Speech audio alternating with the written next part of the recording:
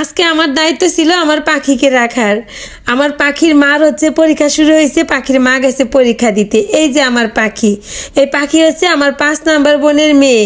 তো আমার বোন সকালবেলা আমাকে ফোন করে বলছে, বড়দি আজকে কিন্তু তাড়াতাড়ি রান্না বাড়া শেষ করবা, আমার পরীক্ষা আছে, আমি পরীক্ষা দিতে যাব, তুমি আমার মেয়েকে রাখবা। আমার মেয়ে কিন্তু খাইতে যাবে না, কান্নাকাটি করবে, ওকে খাওয়ানোর সময় কিন্তু অনেক প্যারা নিতে হবে, তুমি তাড়াতাড়ি আসো, আমার মেয়ে এখন ঘুমায়, এসে মেয়েকে সামলাও। আসলাম বাবার বাড়িতে, এসে তো এই যে আমার পাখির সাথে কিছু সময় ঘরে খেলাধুলা করলাম। তারপরে এইদিকে দেখি পাখির দিদুন তার জন্য খাবার বসাইছে, সে খাবে।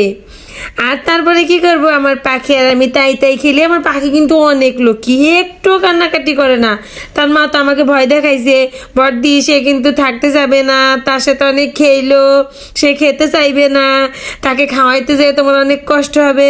কিন্তু আমার কোনো কষ্ট হয় নাই। আমার পাখি তার দিদুনের সাথে, তার বড় মাসির সাথে কত সুন্দর খেলা করছে, একটুও কান্নাকাটি করে নাই।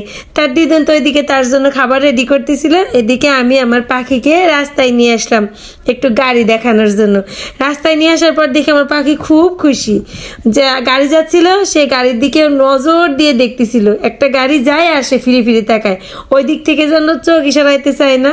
রাস্তায় নিয়ে আসার পর সে খুব খুশি। আসলে ওই যে দেখেন, গাড়ি যেই যাচ্ছে সে আর গাড়ির থেকে চোখ সরায় না। তারপরে পাখির সাথে রাস্তায় দাঁড়িয়ে কিছু সময় গল্প করলাম। আমার পাখি তো এখনো কথা বলতে পারে না।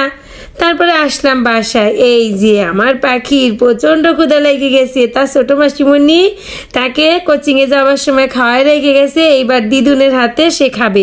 তার দিদুন খাবার রেডি করে নিয়ে আসছে। তার দিদুন বলতেছিল ওর মা বলে গেছে আমরা খাইতে পারবো না, ওর মা খাওয়ানোর সময় এত কিছু নিয়ে বসে খেলনা, তারপরও খেতে চায় না।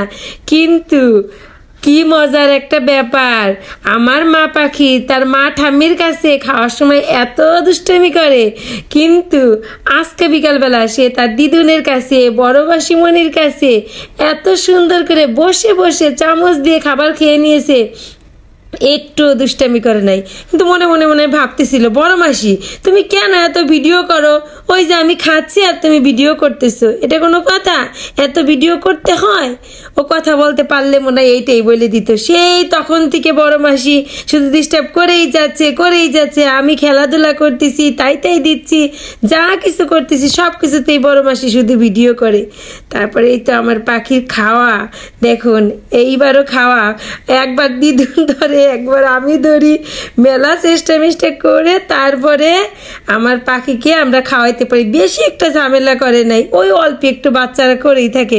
তার মা আমাদেরকে যে পরিমাণে ভয় দেখাইছিল, তো খাওয়া দাওয়া শেষ। এদিকে তার সাথে দেখা করতে আসছে তার বন্ধু আর তার বন্ধুর মা। ওই যে দেখুন, বন্ধুর মায়ের কোলে উঠে সে খুব খুশি। এর মধ্যে আবার তার মা চলে আসে, আর তার মা আসার পরে আমার ছুটি হয়ে যায়।